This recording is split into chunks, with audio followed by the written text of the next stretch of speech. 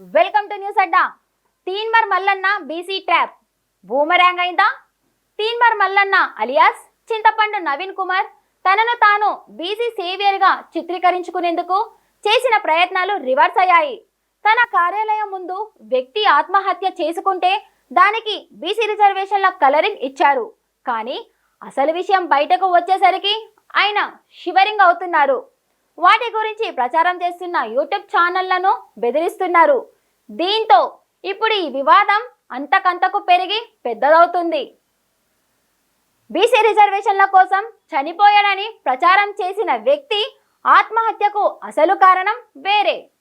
ఆయనేమి ప్రభుత్వ ఉద్యోగాల కోసం లేదా రాజకీయ రిజర్వేషన్ల కోసం పోరాటం చేయడం లేదు. డ్రైవర్గా పనిచేసి ఉపాధి పొందుతున్నారు.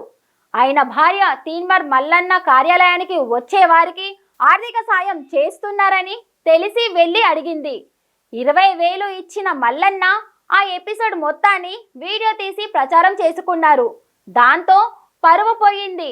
ఆ వ్యక్తికి తీన్మార్ మల్లన్న కార్యాలయం ముందే ఆత్మహత్య యత్నం చేశాడు. జరిగింది ఇది అయితే ఈ ఆత్మహత్యకు బీసీ రిజర్వేషన్ల కలరింగ్ ఇచ్చారు.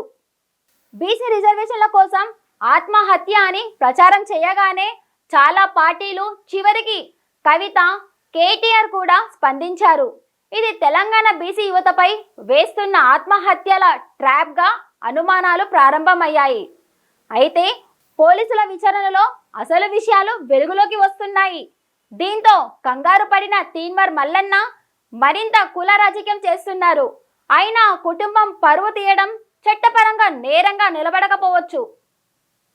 కానీ ఓ కుటుంబాన్ని రోడ్డున పడేసింది మాత్రం ఆయనేనని అందరికీ తెలిసిపోయింది.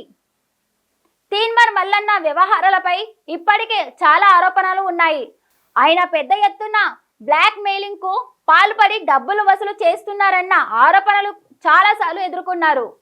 బీఆర్ఎస్ హయాంలో కేసుల పాలయ్యారు. జైల్లో చాలా కాలం ఉన్నారు. ఇప్పుడు ఆయనపై అలాంటి కేసులు నమోదు కావడం లేదు. కానీ బీసీల పేరుతో చేస్తున్న రాజకీయం మాత్రం వివాదాస్పదం అవుతుంది.